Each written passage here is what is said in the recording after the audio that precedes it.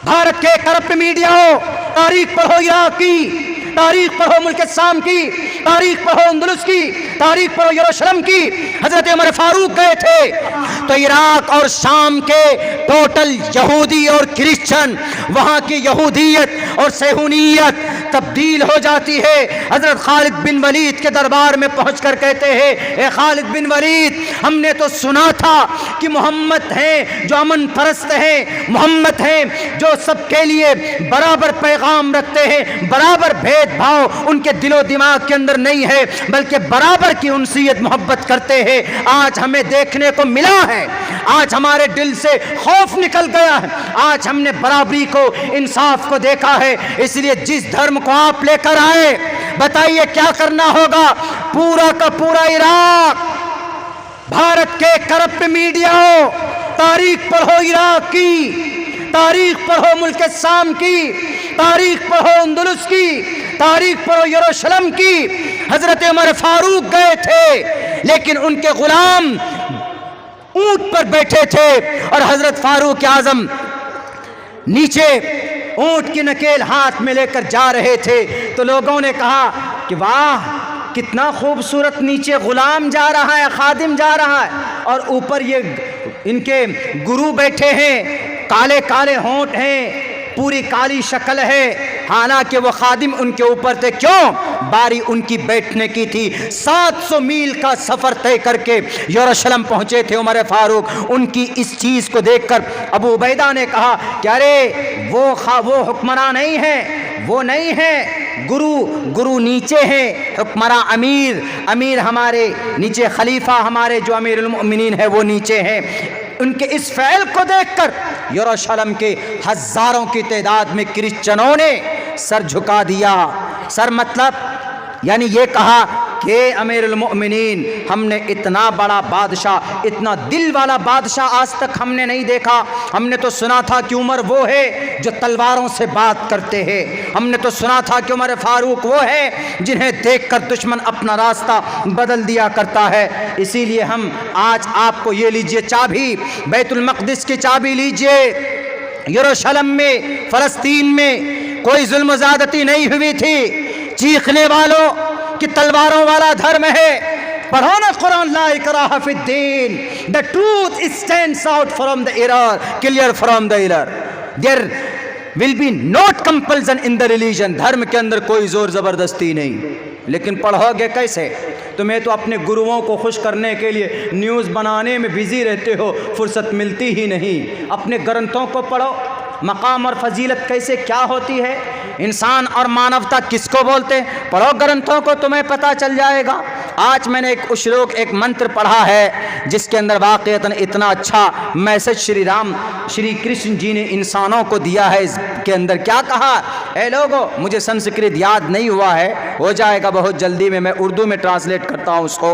ए लोगों, ये दुनिया उल्टी वृक्ष है, पेड़ है, यानी ये सूखने वाली पेड़ है और ये पेड़ सूख जाएगी। आपस में जो तुम भेदभाव करते हो, ईश्वर तुम्हारे इस जुर्म अजीम को कभी माफ नहीं करेगा।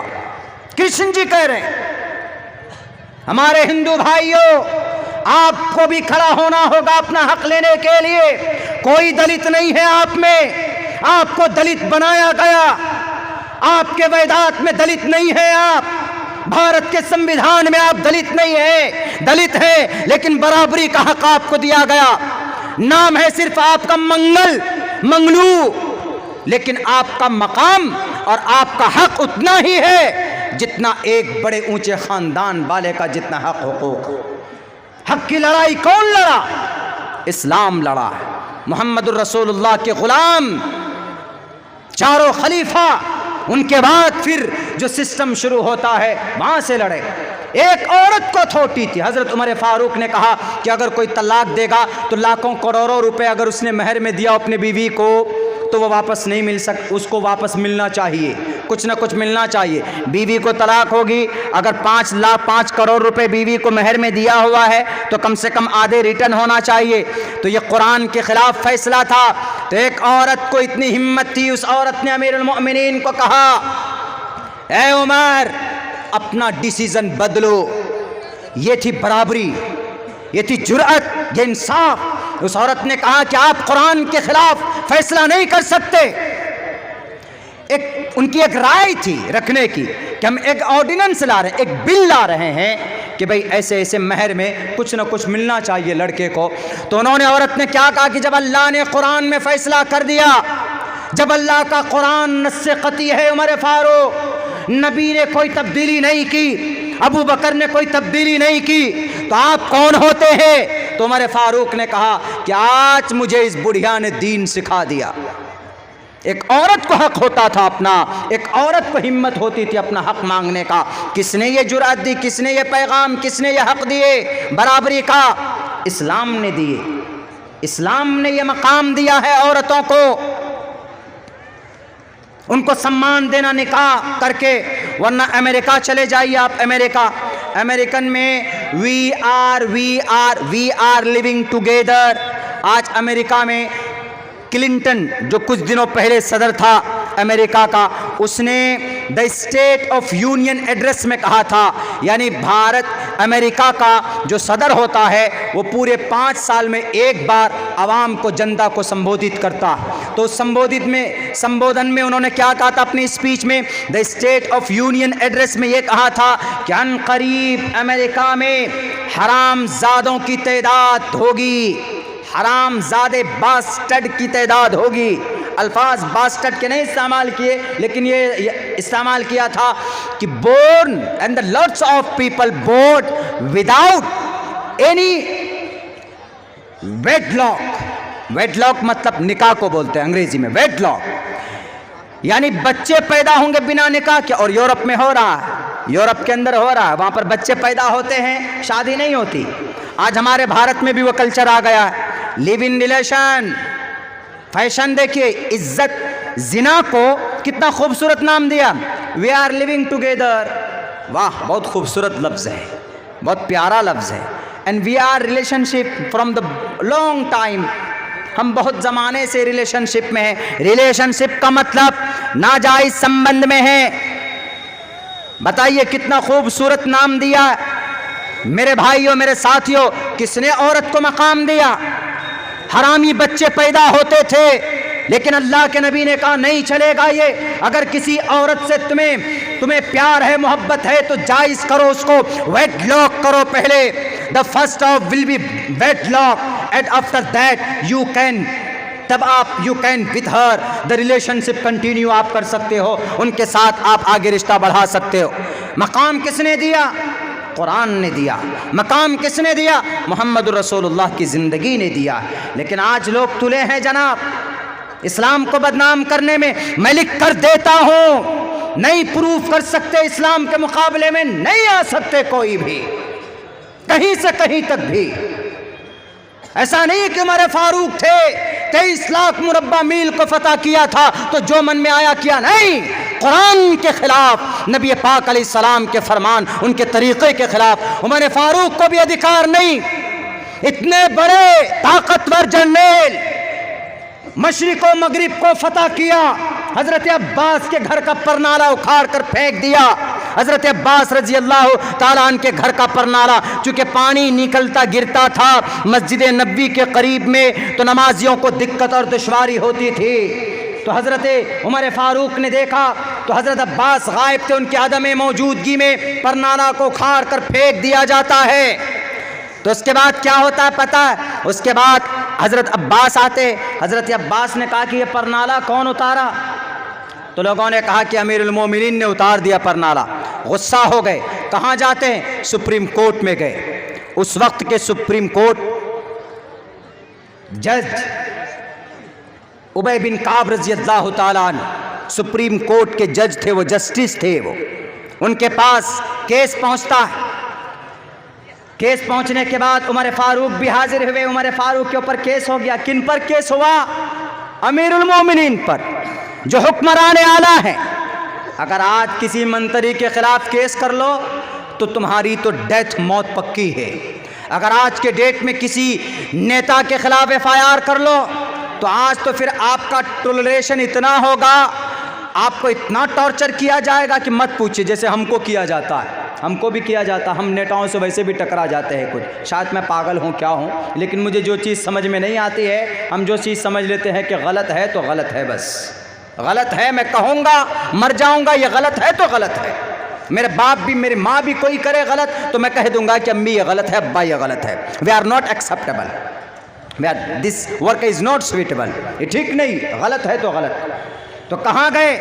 सुप्रीम कोर्ट गए, और सुप्रीम कोर्ट में चीफ जस्टिस ने ये नहीं कहा कि अमीरुल मोमिनीन आए जल्दी कुर्सी दो, नहीं, दूसरी केसों की हियरिंग चल रही है, वहां पर हजरत उमर फारूक बाहर खड़े हैं। 23 लाख मुरब्बा मील को फतह करने वाला अमीर, केस होता है उनके खिलाफ, बाहर खड़ा है, कोर्ट के बाहर खड़े हुए हैं, हिम्मत नहीं है कि अंदर जाए।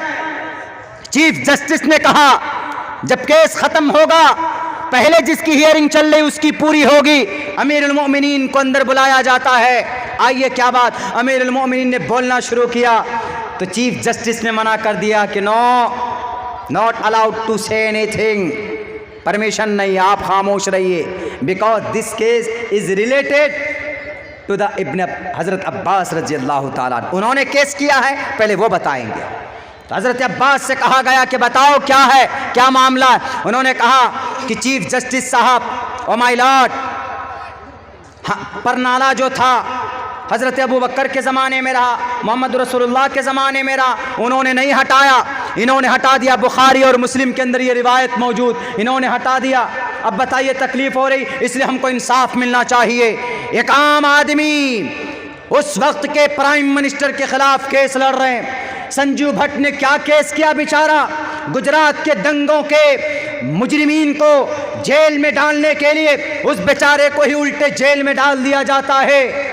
इस्लाम इंसाफ को बनाता है, इस्लाम इंसाफ पैदा करता है। अमीर हो के कोई हो, उसको भी कटघरे में आना पड़ेगा। उमर फारूक कटघरे में खड़े हैं और साफ अब्बास कहते हैं मुझे इंसाफ चाहिए। मेरा वक्त हो चुका है, बस सिर्फ 5 मिनट चाहूँगा मैं। तो हज़रत अब्बास रजी अल्लाह ताला अन्हु ने कहा कि चीफ जस्टिस साहब, ओ माय लॉर्ड, मुझे इंसाफ, I want to justice, I want to इंसाफ, मुझे इंसाफ चाहिए, मुझे जस्टिस चाहिए। मुझे नहीं कुछ चाहिए कि अमीरुल मोमिनीन है कि नहीं है, मुझे इनसे डर नहीं लगता कि नहीं अमीरुल मोमिनीन है तो मुझे कत्ल कर देंगे, नहीं। लेकिन वो अमीरुल मोमिनीन थे, वो भी खड़े होकर सवालों का जवाब देते हैं। इतने में फिर हज़रत अब्बास बोलने लगे, जज साहब एक बात और बोलो, वो जो परनाला लगा है वो मोहम्मद रसूलुल्लाह के मशवरे से लगा है, और मोहम्मद रसूलुल्लाह ने निशान देकर खुद खड़े हुए मोहम्मद रसूलुल्लाह और मुझे कहा कि ए चचा आप मेरे कंधे पर आकर के इस परनाले को लगाइए। उन्होंने कहा अच्छा ऐसा हुआ। हज़रत अब्बास से चीफ जस्टिस ने कहा कि एनी आई विटनेस, कोई गवाह है तुम्हारे पास?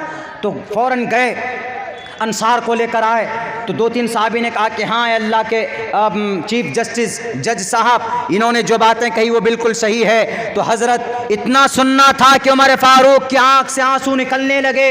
उन्होंने कहा अब्बास मुझसे गलती हो गई, मुझे मालूम नहीं था, आओ जैसे मोहम्मद ने लगवाया था मैं आज तुम्हारे परनाले को वैसे ही लगवाता हूँ। अमीरुल मोमिनीन 22 लाख मुरब्बा मील को फतह करने वाला, जिनका नाम सुनकर कैसर किसरा के हम महल के अंदर लर्जा तारी हो जाया करता था, वो अमीरुल मोमिनीन खड़ा होता है। हज़रत अब्बास को खड़े करते अपने कंधे पर और परनाले को सेट करते हैं, उस पाइप को लगाते हैं जिससे पानी नीचे निकलता है। ये अमल देखकर हज़रत अब्बास ने उनकी इस हरकत को देखकर, उनकी अदल को देखकर, उनकी इस इंसाफ को देखकर हज़रत अब्बास ने उस घर के मस्जिद नबी के अंदर दे दिया। है कोई हुक्मरान ऐसा? बताओ आज की तारीख में तकरीबन 5000 ऐसे एमपीज एमएलएस हैं, 500 पिछले जब से आज़ाद हुआ है भारत तब से लेकर आज तक, जिन पर रेप के केसेस हैं, जिन पर चोरी के केसेस हैं, डाके डालने के केसेस है कोई माए का लाल जो उन पर केस चलाए और उनके ऊपर ट्रायल शुरू करे? नहीं चला पाओगे। क्यों? तुम्हारे पास ऐसा कोई निजाम ही नहीं है। अगर ऐसा कोई निजाम है कहीं पर तो वो इस्लाम के अंदर है। बराबरी का निजाम अगर कहीं पर है, मसावात का कोई निजाम अगर कहीं पर है तो वो मोहम्मदुर रसूलुल्लाह की लाई हुई शरीयत, अल्लाह की भेजी हुई कुरान के अंदर है। और साफ लफ्जों में कहा है, इंसाफ करो। इन्नल्लाह यअमुरुकुम अन तुअद्दुल अमानात इला अहलिहा। जिनका जो हक